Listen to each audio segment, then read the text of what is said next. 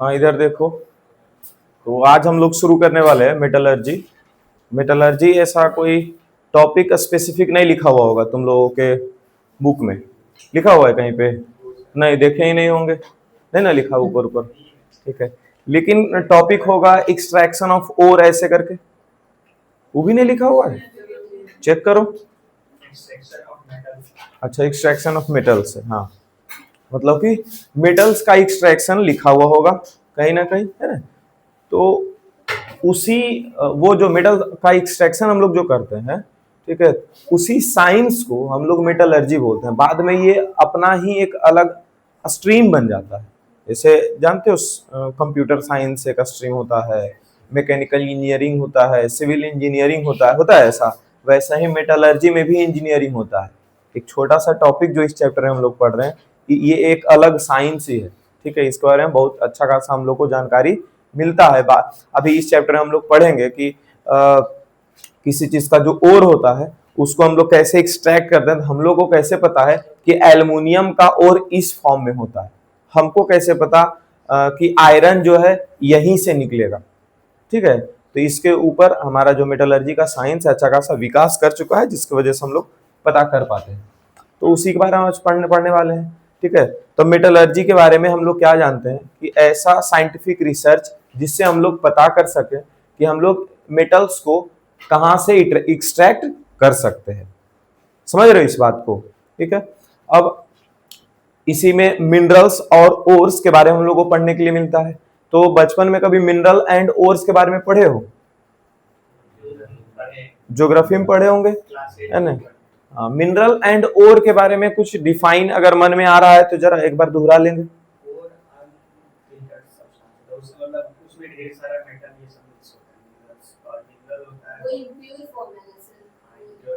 और impure form में, अच्छा। और मिनरल्स जैसे बचपन में ऐसा डिफरेंशिएट भी करने को आता होगा मिनरल और ओर के बीच में। 2 या 3 पॉइंट हम लोग याद रखते थे।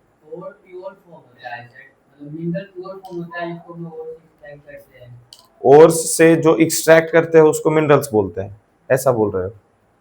अच्छा, और मिक्सचर होता है जो हम लोग को प्राप्त होता है। अच्छा, ये क्लास 10th में पढ़े हो कि पुराने बेसिस के हिसाब से बोल रहे हो? अच्छा, क्लास 10th में भी पढ़े हो ऐसा कुछ?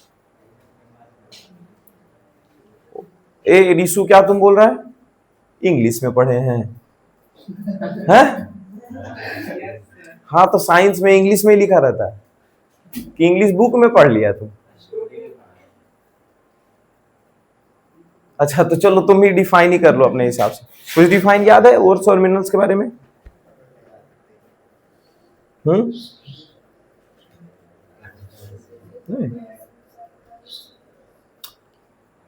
क्या?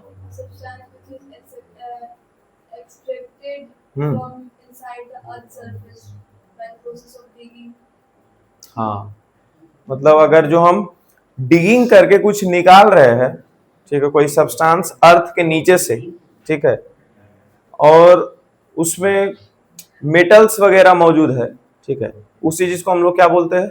ओर बोलते हैं। ठीक है, तो मिनरल्स क्या होता है? ये जो अभी डिफाइन बोले हो, बच्चा वाला जो डिफाइन था ना, वही था। हम लोग जो बच्चा वाला डिफाइन मतलब जो पहले पढ़ते थे 7-8 में पढ़ते थे ना, 10 क्लास में जो हम लोग और का डिफाइन पढ़ेंगे या फिर मिनरल्स का जो डिफाइन पढ़ेंगे ना, तो वो ऑन द बेसिस ऑफ सिर्फ हम लोग साइंस में कैसे समझेंगे कि वो क्या है, और है या फिर मिनरल है, वो पढ़ने वाले, और उसका डिफाइन या फिर मिनरल्स का। यही तो रहता था कि डिगिंग करके हम लोग जो अर्थ से नीचे, अर्थ के नीचे से निकालते हैं उस चीज को और बोलते हैं, खत्म हो जाता है। हाँ? मिट्टी और नहीं है, हम क्या बोले, कुछ वैसा खोद के निकालते हैं जिसमें जिससे हम लोग मेटल प्राप्त कर सके। तो हाँ, कोल, हाँ हाँ हाँ, अरे चलो देखते हैं। यहां पर अब सुन लो इधर, मेटलर्जी का डिफाइन क्या लिखा गया? Scientific process in which metals are extracted by various process from its ore. मतलब एक ऐसा प्रोसेस जिसमें अलग अलग ओर से हम लोग मेटल्स निकाल सकते हैं, उसी प्रोसेस को हम लोग मेटलर्जी बोलते हैं। ठीक है, अलग अलग ओर्स से मेटल्स को निकालने का जो प्रोसेस है उसको हम लोग मेटलर्जी बोलते हैं। ठीक है, अब आया मिनरल्स और ओर्स के बारे में। मिनरल बोला जाता है जो एक्चुअल में जमीन के अंदर वैसा और ये वैसा चीज मौजूद है जिससे हम लोग मेटल्स एक्सट्रैक्ट कर सकते हैं, उसी चीज को हम लोग क्या बोलते हैं, मिनरल्स बोलते हैं। जैसे ये तुम्हारा सोडियम अगर एक्सट्रैक्ट करना है तो दो जगह से एक्सट्रैक्ट हो सकता है, sodium chloride rock salt, sodium chloride rock salt के फॉर्म में होता है, ठीक है, वहां से, और एक है Na2SO4 सोडियम सल्फेट से। ठीक है, अब यही दोनों में से कोई और है और कोई और नहीं भी है। मिनरल्स दो है ना जी, ये दोनों में दोनों का दोनों ओर्स नहीं हो सकता, क्योंकि ओर में देखो डिफाइन क्या लिखा गया है, the minerals from which metals are extracted. वैसा मिनरल्स जहां से मेटल्स को एक्सट्रैक्ट किया जा सकता है उसी चीज को हम लोग क्या बोलते हैं, ओर। यानी इसके बाद का जो डिफाइन है वो लिखा गया है जबरदस्ती जोड़ करके। और क्या जबरदस्ती जोड़ के लिखे हैं, समझने के लिए कि ओर एक्चुअली होता क्या है। तुमको कैसे पता कि सब मिनरल्स और क्यों नहीं है, ठीक है, तो इसीलिए यहां पे लगाए हैं कि प्रॉफिटेबली जहां से हम लोग मेटल्स निकाल सके। जैसे कि यहां से भी सोडियम निकल सकता है और सोडियम यहां से भी निकल सकता है दोनों जगह से, लेकिन दोनों जगह में से एक ही जगह से क्यों निकालेंगे सर? NaCl को ही और क्यों बोलेंगे, सोडियम का और सोडियम क्लोराइड को ही क्यों बोलेंगे, ये सोडियम का ये जो सोडियम मेटल का जो और है उसको हम लोग सोडियम सल्फेट क्यों नहीं बोलेंगे? ठीक है, दोनों से ना निकाल सकते हैं हम लोग सोडियम, तो दोनों में से तुम ही क्वेश्चन पूछते ना कि सर NaCl को ही क्यों इसके ओर में रखा गया, तो इसीलिए चीज लिखे कि प्रॉफिटेबली निकाला जा सकता है जहां से, और विद द लेस एफर्ट, मतलब कि जितना कम से कम काम करके और जितना ज्यादा से ज्यादा इकोनॉमिकली हम किसी मिनरल्स से मेटल निकाल लें तो वैसा मिनरल को हम लोग ओर बोलते हैं। तो क्या सारा का सारा मिनरल ओर है? नहीं है। तो क्या सारा का सारा ओर्स मिनरल है?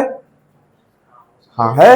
अरे ओर का डिफाइन में ही मिनरल्स लिख दिया गया है, मतलब जितना भी ओर होगा वो किसी ना किसी तरह का मिनरल्स होगा। फिर से समझते हैं, मिनरल जो है वो जमीन के अंदर वैसा सब्सटेंस नेचुरल फॉर्म में, मतलब कि उसको जैसे ही हम बाहर निकाले तो हम लोग को पता है कि ये किस मेटल का मिनरल है, मतलब कि यहां से हम लोग कैसा कैसा मेटल एक्सट्रैक्ट कर सकते हैं। ठीक है, तो वैसे चीजों को तो हम लोग मिनरल्स बोलेंगे। तो मिनरल्स अगर मानो एक सोडियम हम इमेजिन अभी करवा रहे हैं, तो सोडियम एक ऐसा मेटल है जिसका जमीन के अंदर 6 या 8 तरीके का, ऐसा मानो कि 6 या 8 तरीके का कंपाउंड नीचे है जमीन के अंदर। ठीक है, लेकिन 8 कंपाउंड्स में से हम किसी एक या दो कंपाउंड से ही इकोनॉमिक वे में, मतलब सस्ता और कम से कम अपना एफर्ट लगा करके वहां से हम लोग सोडियम निकाल सकते हैं। तो उस 8 मिनरल में से कितना ऐसा मिनरल है जो और भी बन सकता है? 2, जहां से हम लोग कम पैसा खर्च करके और कम ये मजदूरी करके, एक तरह से बोल सकते हैं, कम एफर्ट लगा करके हम लोग निकाल सकते हैं। ठीक है, हेलो, यहां पर लिखा हुआ है कि ओर्स से मेटल्स निकाला जा रहा है, और यहां पर लिखा हुआ है कि ये ओर्स में क्या लिखा जा रहा है, मिनरल से। अरे तो मिनरल्स में से हम लोग किसी एक मिनरल को सिलेक्ट करके और समझते हैं उसको, और फिर और से ही ना लास्ट में मेटल निकाला जाता है। मिनरल्स से मेटल नहीं निकाला जाता, मिनरल से पहले कहां जाएंगे हम लोग, ओर्स में, है ना। मतलब कि इतना सारा 3-4 मिनरल्स है तो इसमें कोई एक से ही हम लोग मेटल निकालते हैं, सबसे मेटल नहीं निकालते हैं। ठीक है, उस तो जिससे मेटल निकाल पाते हैं उसी चीज को हम लोग क्या बोल देते हैं, और। जैसे कि यहाँ पर एक X है, एक Y है, एक Z है और एक A है, ये 4 अलग अलग तरह का। हेलो देखो यहाँ से कॉम्पिटेंसी क्वेश्चन, अगर 4 अलग अलग मिनरल्स है, ठीक है, यहाँ पर कितना अलग अलग मिनरल्स है, 4। अब बोला जाएगा हम किसी एक, मानो एक मिनरल है जेड, इसको हम लोग बहुत ही आसानी से और बहुत ही सस्ते दामों में निकाल सकते हैं ये यहां से मेटल। ठीक है, तो इसमें से और कौन है, इसमें से और कौन है, तो जो सस्ता, जिसको हम लोग सस्ता तरीके से और कम एफर्ट लगा करके निकाल लिए उसको क्या बोलेंगे, और। अब यही और, इसको और बोले तो यहीं से ना मेटल निकलेगा, इसको और बोले तो, हाँ, जेड से मेटल निकाल रहे हैं तो और कौन है। ठीक है, अगर एक्स वाई जेड और कौन है यहाँ पे, ए, तो इसमें से ए है लिखा हुआ, तो इसमें से हम लोग जेड जो मिनरल है वहीं से हम लोग मेटल्स निकाल रहे हैं, तो which of the following is ore, तो फिर जेड ही ओर हो गया, क्योंकि हम लोग मेटल्स कहां से निकालना प्रेफर करते हैं, जहां सस्ता हो और जहां कम एफर्ट लगे। क्लियर हो गया है?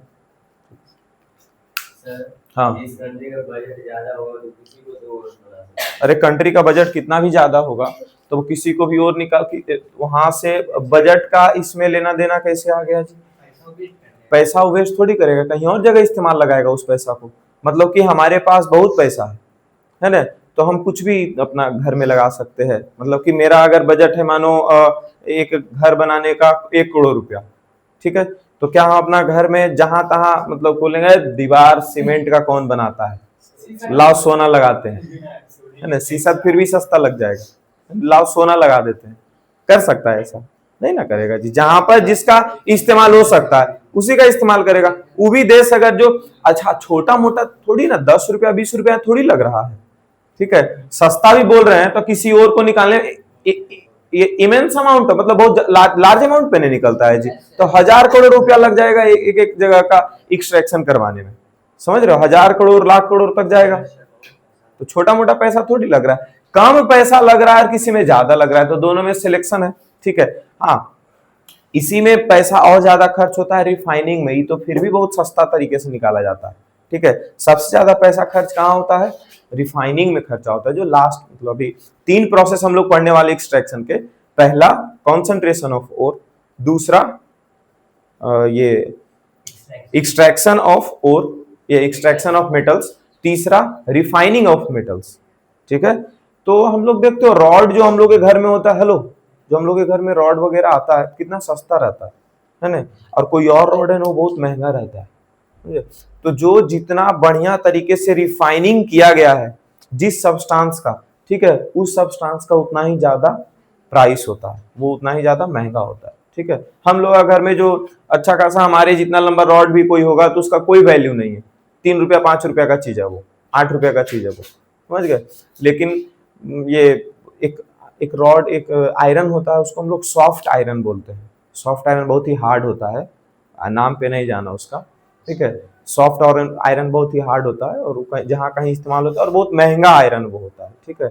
हम लोग जो इतना लंबा आयरन को 10 रुपया भी वैल्यू नहीं लगा रहे हैं, उस आयरन का 50 से 60 रुपया वैल्यू होता है, तो सोचो कितना महंगा है, ठीक है। तो आयरन का ही चीज है दोनों, लेकिन दोनों क्या है, महंगा है, एक सस्ता है और एक महंगा है। तो वो ये depend upon, it depends upon कि रिफाइनिंग कितने अच्छे तरीके से की गई है, ठीक है।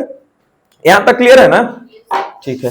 अब हाँ, तो कोर्स का नंबर वेरी कर सकता है। कोर्स का नंबर भाई मतलब कल को अगर हमको दूसरा मिल गया, हाँ, कल अगर जो दूसरा कोई मिनरल से ज्यादा सस्ता तरीके से निकालने में ऐसा टेक्नोलॉजी आ गया तो हम लोग उसको ओर्स बोलना छोड़ करके किसी और को और बोलना चालू कर देंगे, ठीक है।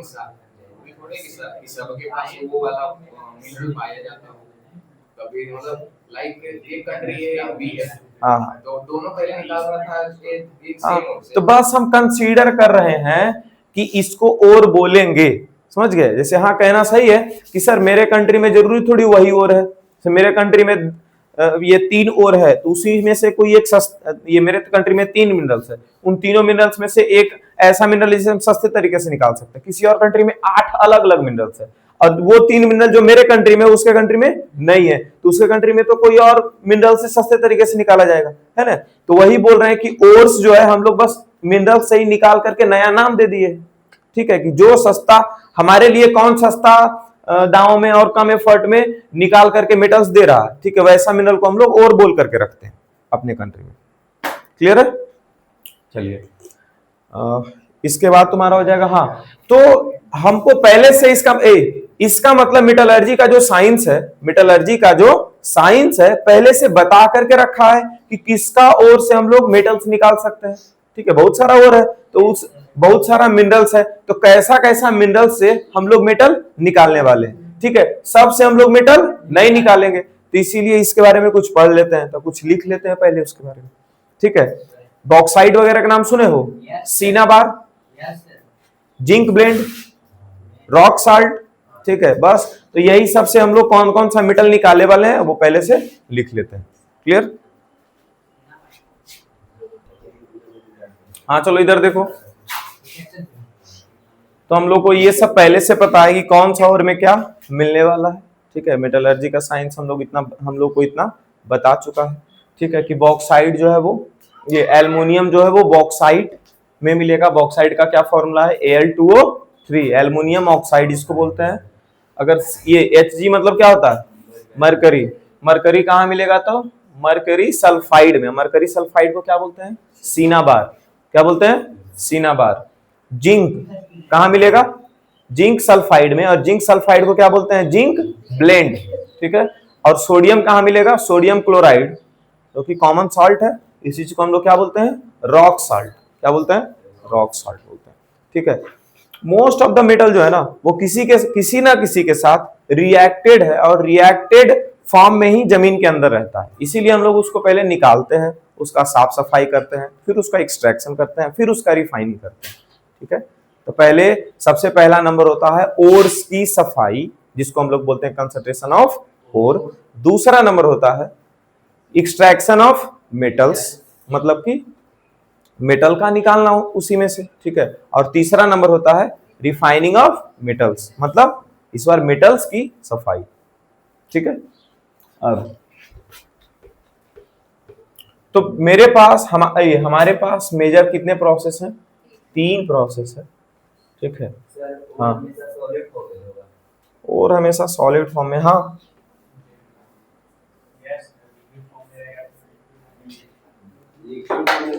लिक्विड फॉर्म में तो करते हैं हम लोग बहुत सारा। और जो रहता है मैक्सिमम जो और होता है, ठीक है, तो उसको हम लोग, जैसे अभी हम लोग कुछ देर के में पढ़ेंगे कि जो और है पहले उसको मोल्टेन स्टेट में लेकर के जाते हैं, मतलब पिघला देते हैं, और फिर उसके बाद निकालते हैं वहां से। ठीक है, सोना लगभग ओरिजिनल फॉर्म में होता है, प्योर फॉर्म में ही होता है। ठीक है, उसका बस साफ सफाई करके निकाल देते हैं, क्योंकि वो बहुत कम चीजों के साथ रिएक्ट करता है। यहाँ पर हेलो,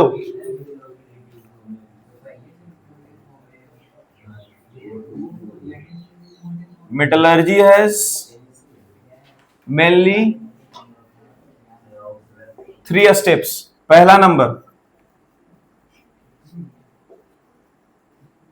concentration of ores, दूसरा नंबर extraction of metals, चुप रहो, तीसरा number refining of metals.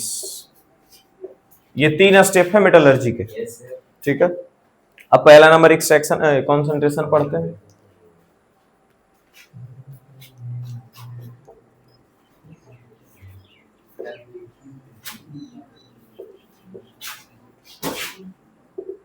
Concentration of ores के बारे में बस 1 या 2 ही लाइन पढ़ना है, उससे ज्यादा हम लोग को पढ़ना नहीं है। ठीक है, इसमें गैंग पार्टिकल्स के बारे में पढ़ना होता है। ठीक है, हाँ, गैंग तुम्हारा है ना इधर, हाँ, इम्प्यूरिटीज, हाँ, रॉक्स, रॉक्स है ना, उसी का गैंग। कोई भी ये मेटल्स के साथ कितने इम्प्यूरिटीज प्रेजेंट हैं उस ओर में। ठीक है, तो जो इम्प्यूरिटीज होता है ना, उसी चीज को हम लोग गैंग बोलते हैं। ठीक है, सोसाइटी में भी रहता है ना कुछ, ये उसको कौन तत्व बोलते हैं, ये बैड एलिमेंट्स। ठीक है, उसी चीज को तो गैंग बोलते हैं, गुंडा एलिमेंट। चलो, कंसंट्रेशन ऑफ ओर, इसको और क्या बोलते हैं हम लोग, ओर की सफाई, बार बार बोल रहे हैं, ओर की सफाई। ठीक है, अच्छा, हाँ, in this many impurities along with the ores.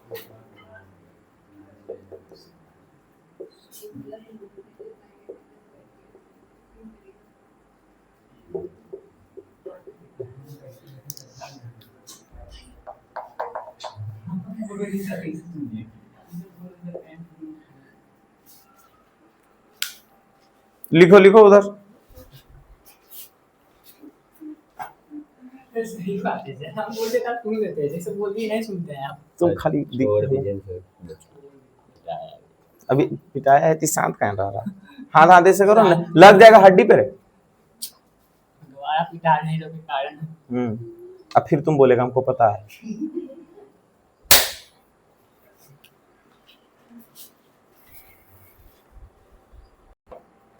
देखो इसमें गैंग का तो यहाँ डिफाइन लिख दिए। कॉन्सेंट्रेशन ऑफ ओर क्या, in this method impurities with the ores are removed with which increases the concentration of ore. मतलब जो भी इम्प्योरिटीज प्रेजेंट है, ठीक है, इम्प्योरिटीज क्या होता है, impurities in the form of soil हो सकता है, सैंड हो सकता है, तो ये सबको पहले हम लोग हटा लेते हैं, ठीक है। और ये हटाते कैसे हैं तो उसके बारे में थोड़ा सा बात कर लेते हैं कि फिजिकल प्रॉपर्टी या फिर केमिकल प्रॉपर्टी के डिफरेंस के वजह से हम लोग ये सब हटा सकते हैं। जैसे कि अगर जो आयरन है, एग्जांपल इसका दे रहे हैं, जैसे कि अगर जो आयरन है, आयरन का जो क्या बोलते हैं हमारा ओर हो सकता है, तो उस ओर में मानो मिट्टी लगा हुआ है, बहुत सारा खुदाई होगा तो मिट्टी तो लगा हुआ रह सकता है ना, ठीक है। तो आयरन सॉलिड फॉर्म में है और मिट्टी भी सॉलिड फॉर्म है, लेकिन अगर जो हम आयरन को पानी, वो जो आयरन में मिट्टी लगा हुआ उसको अगर हम पानी का बाल्टी में अगर डुबा देते हैं, इतना सा एक मेरे पास टुकड़ा है, उसको पानी की बाल्टी में डुबा देते हैं, तो क्या वो मिट्टी उसमें सॉल्युबल हो जाएगा कि नहीं हो जाएगा, मतलब कि पानी में सॉल्युबल है, उसके बाद उसको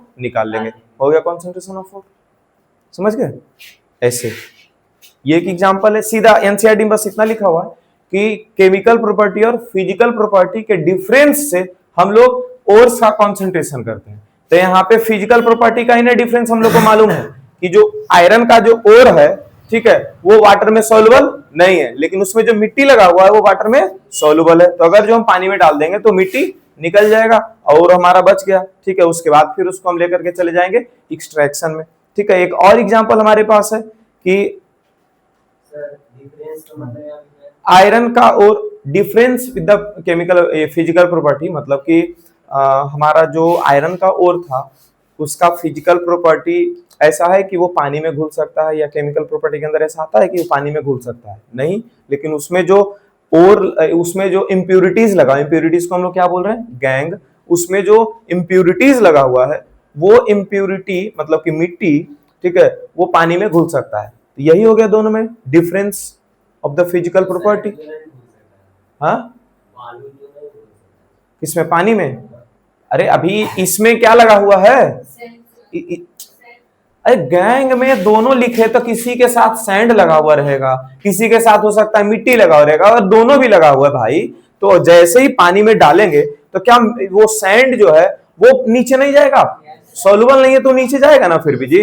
तो क्या क्या बात करते हो, ठीक है। एक और है हमारे पास कि अगर जो आयरन का ओर है इसमें और कुछ लगा हुआ है, समझे, मतलब कि कोई और भी इंप्यूरिटीज के अंदर है, तो क्या हम मैग्नेट लगा करके और आयरन वाला पार्ट को निकाल सकते हैं और बाकी जो रह वो बाकी जो इंप्यूरिटी है वो छूट जाएगा कि नहीं छूट जाएगा, ठीक है। तो ये हो गया फिजिकल प्रॉपर्टी के हिसाब से। समझ रहे हो कि हम लोग कैसे ओर्स का सफाई कर सकते हैं, ठीक है। तो ओर का सफाई depends upon nature of concentration of ore, depends upon nature of ore and nature of gangue, जिसको हम लोग और क्या लिख सकते हैं कि इट डिपेंड्स अपॉन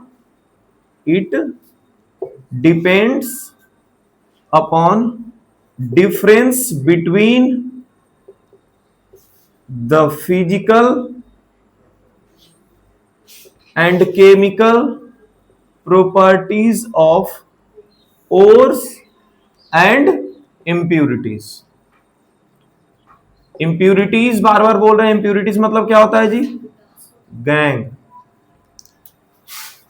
ठीक है। यहां देखो लिखा हुआ ना the impurities in the ores, और वो impurities सॉइल, सैंड और भी कुछ हो सकता है, ठीक है। तो उसी चीज को बोल रहे हैं, क्लियर है, ठीक है। इसका दो एग्जांपल जो अभी देना था वो दे दिए, क्या कि अगर जो कोई और है उसमें मिट्टी लगा हुआ है तो उसको हम पानी में डालेंगे, मिट्टी जो है पानी में घुल जाएगा, खत्म हो गया और हमारा बच गया। कोई और है आयरन का कुछ हमारे पास टुकड़ा है, आयरन का जो ओर है उसमें कुछ और भी इंप्यूरिटीज लगा हुआ, हम लोग मैग्नेट लगा करके सीधा ओर ही निकाल लिए, इंप्यूरिटीज वहीं छूट गया, ठीक है। ऐसा फिजिकल और केमिकल प्रॉपर्टीज के डिफरेंस के वजह से हम लोग ओर्स का सफाई कर सकते हैं, कॉन्सेंट्रेशन ऑफ ओर कर सकते हैं।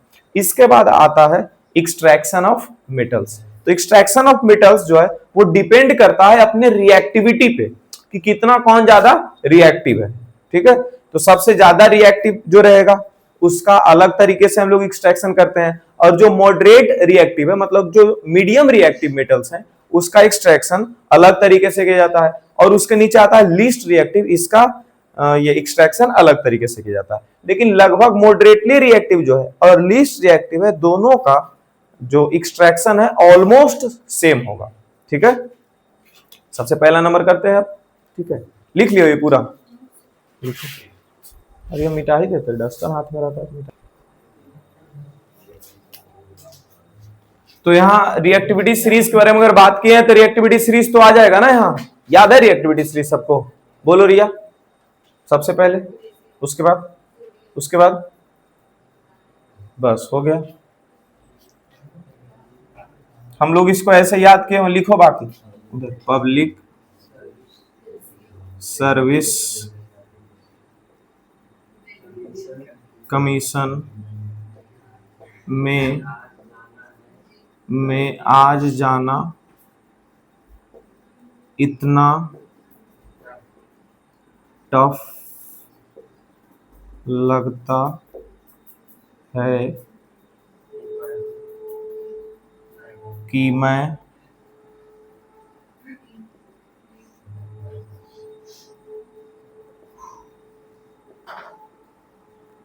समझ गया। अब पब्लिक को क्या लिखेंगे? पब्लिक से पोटेशियम, पठाना है तुम। पब्लिक को हम लोग क्या लिख देंगे? पोटेशियम।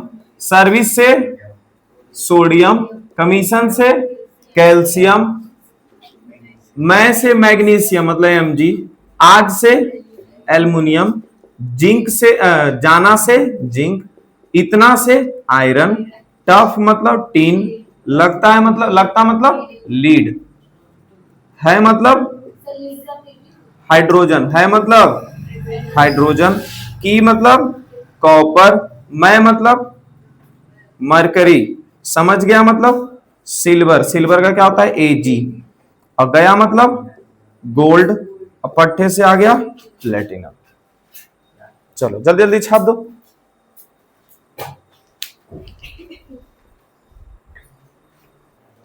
चलो, तो यहाँ एक्सट्रैक्शन ऑफ मेटल्स में लिख दिया गया है आप लोगों का एक्टिविटी सीरीज। इसको एक्टिविटी सीरीज और इसको रिएक्टिविटी सीरीज दोनों बोला जाता है।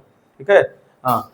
तो हाईली रिएक्टिव मेटल्स कहां तक आएगा? एल्युमिनियम तक। जिंक से लेकर के कॉपर तक मॉडरेट रिएक्टिव बोलते हैं, और नीचे का जो है ये कहां गया? अरे कुछ गलती लगता है लिखा हुआ है।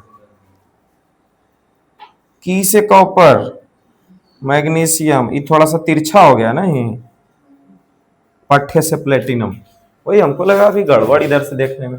चलो, हाईली रिएक्टिव मेटल्स, यहाँ लीस्ट रिएक्टिव मेटल्स कहां से? सिल्वर से लेकर के सिल्वर, अरे इधर से देख रहे हैं बार बार तिरछा दिख रहा है, हाँ, मरकरी से लेकर के प्लेटिनम तक। ठीक है, उसमें हम लोग पढ़ते हैं अब सबसे पहले हाईली रिएक्टिव मेटल्स।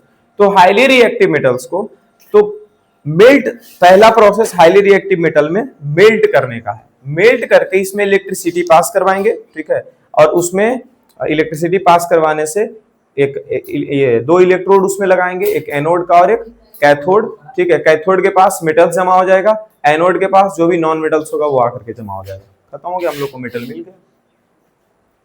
ठीक है, तो इसका फ्लो चार्ट याद रखना है। फ्लो चार्ट अगर याद रहेगा किसी का भी हम एक्सट्रैक्शन कर सकते हैं। सबसे पहले यहां पर ओर आया, ओर को क्या किया हम लोग? मेल्ट कर दिए, और मेल्ट करके हम लोगों को क्या मिला? मोल्टेन ओर। क्या मिल गया? मोल्टेन ओर। अब इस मोल्टेन ओर में हम लोग इलेक्ट्रिसिटी पास करवा देंगे। इस मोल्टेन ओर में इलेक्ट्रिसिटी पास करवा देंगे। इलेक्ट्रिसिटी पास होगा तो ये दो जगह जाएगा, एक जगह एनोड और एक कैथोड। कैथोड पे metals will be deposited at the cathode, और एनोड पे नॉन मेटल्स आ चुका होगा। ठीक है, इसका एक डायग्राम भी हम लोग बना लेंगे और यहाँ से समझ पाएंगे। ठीक है, मेटल्स ओर आया, उसको मेल्ट किया, मोल्टेन ओर आया, मोल्टेन ओर में क्या दे दिए? इलेक्ट्रिसिटी दे दिए। इलेक्ट्रिसिटी दिए तो एनोड और कैथोड पे सीधा यहाँ दो बार तीर लगाएंगे बाद में।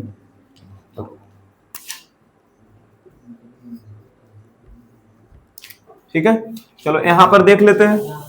एक NaCl रॉक साल्ट लेते हैं। क्या लेते हैं जी? हम लोगों का जो एक्सट्रैक्ट करना है सोडियम को, किसको एक्सट्रैक्ट करना है? सोडियम को। तो सोडियम को एक्सट्रैक्ट करने के लिए, सोडियम को एक्सट्रैक्ट करने के लिए क्या लेना पड़ेगा? Extraction of sodium. तो हमारा और कौन होगा?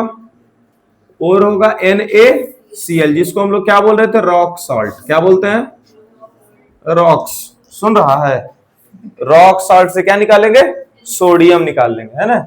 अरे रॉक सॉल्ट सोडियम क्लोराइड को ही बोलते हैं। जो जमीन के अंदर सोडियम क्लोराइड होगा उसको क्या बोलेंगे हम लोग? रॉक सॉल्ट बोलेंगे। और यहीं से हम लोग निकालते हैं सोडियम। ठीक है, तो सबसे पहले इसको NaCl हमारा क्या है? और है। ठीक है, इसको क्या कर लेंगे? मेल्ट कर लेंगे। इसको मेल्ट कर लेंगे। मेल्ट आ गया तो क्या आ गया? इसको इसी का नाम आएगा मोल्टेन NaCl। क्या बोलेंगे? मोल्टेन, पिघला हुआ NaCl। क्या हम लोग घर में पिघला सकते हैं NaCl को?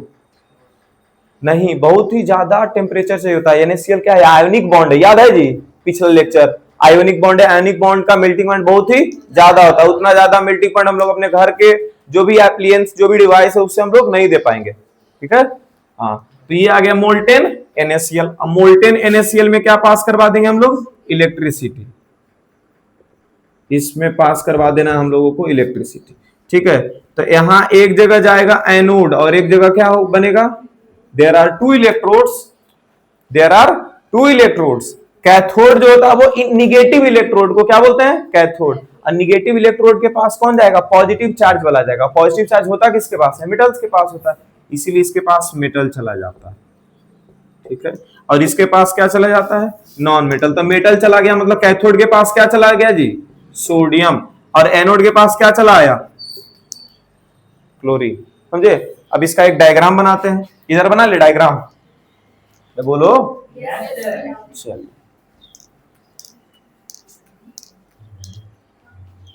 यहाँ पे ऐसा डायग्राम 8 क्लास से ही देखते हुए आ रहे हो तुम लोग। अब तो बहुत ही ज्यादा इससे वाकिफ हो गए होगे। ये वाला डायग्राम देखे हो पहले? हाँ,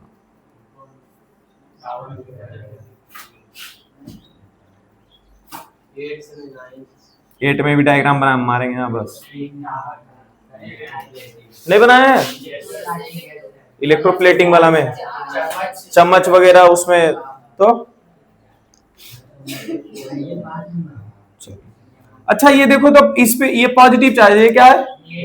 पॉजिटिव चार्ज कहाँ आया? इसके पास। तो मतलब ये कैसा इलेक्ट्रोड हो गया? Positive electrode. कैसा इलेक्ट्रोड हो गया? Positive electrode. ये हो गया पॉजिटिव इलेक्ट्रोड। और पॉजिटिव इलेक्ट्रोड को हम लोग बोलते हैं एनोड। क्या बोलते हैं? एनोड। और जो पॉजिटिव इलेक्ट्रोड होगा इसके पास कैसा चीज आएगा जी? निगेटिव वाला। और निगेटिव होता किसके पास है? नॉन मेटल्स के पास। निगेटिव चार्ज किसके पास होगा? Non metals. एनायन इसके पास चला जाएगा। ठीक है, एनायन कैटायन याद है? तो एनायन जहां जाता है उसको एनोड बोलते हैं, है ना? ऐसे करके सिखाए थे। ठीक है, यहां पर सोडियम मोल्टेन स्टेट में है। सोडियम क्लोराइड कैसे है जी? मोल्टेन स्टेट में है। ठीक है, देखो यहां पे हम लिखते हैं Cl माइनस मोल्टेन स्टेट। मतलब याद है थोड़ा बहुत आयोनिक बॉन्ड जब पढ़ रहे थे तो उसमें बोलते थे मोल्टेन स्टेट है मतलब कि Na प्लस और Cl माइनस दोनों क्या हो जाएगा? अलग। जैसे कि दोनों अभी NaCl बॉन्ड बनाया आयनिक बॉन्ड, इसमें एक्सट्रीम टेम्परेचर जब दिए तो मेल्ट कर गया, सो जाती है ये। तो मत आओ ना ऐसे में। NaCl सोडियम क्लोराइड, इसको एक्सट्रीम टेम्परेचर, एक्सट्रीम हीट जब देंगे तो ये मेल्ट कर जाएगा। मेल्ट करेगा तो क्या होगा? इसका बॉन्ड टूटेगा ना। बॉन्ड टूटा तो Na प्लस अलग हो जाएगा और Cl माइनस अलग हो जाएगा। ठीक है, और Na प्लस और Cl माइनस अलग हो गया तब ये अट्रैक्ट करने लग जाएगा। जैसे Na प्लस के पास कैसा चार्ज है? Positive charge. तो पॉजिटिव चार्ज जाएगा कहां? निगेटिव इलेक्ट्रोड के पास। किसके पास जाएगा? निगेटिव इलेक्ट्रोड के पास चला जाएगा। मतलब यहां पर कौन जमा हो जाएगा आकर के? Na plus, Na plus, Na plus. तो जैसे अगर ये याद नहीं भी है ना तो देखो तो इबला इलेक्ट्रोड कहां से कौन सा तार आया है? निगेटिव तार आया। मतलब निगेटिव इलेक्ट्रोड के पास कौन चला गया? पॉजिटिव वाला चला गया। निगेटिव इलेक्ट्रोड को हम लोग बोलते क्या है? कैथोड। तो अगर पूछा जाए कि कौन ये कैथोड के पास कौन सा ये मेटल आएगा कि नॉन मेटल आएगा, तो हम लोग बता सकते हैं आसानी से। ठीक है, और यहाँ का क्या कौन सा डिपॉजिट होगा जाकर के इसके पास? Cl minus, Cl minus Cl minus. ठीक है, तो यहां लिख देते हैं कैथोड के पास कौन आया जमा होने के लिए? मेटल। कैथोड के पास कौन आया? मेटल। और एनोड के पास कौन आया? नॉन मेटल आएगा। ठीक है, क्या ऐसे करके हम लोग AlCl3 का निकाल सकते हैं कि नहीं निकाल सकते? चलिए ठीक है, डायग्राम आ सकता नहीं है, लिखो ना, रखना है ना ध्यान में, अभी तक तो लगता नहीं पूछा है।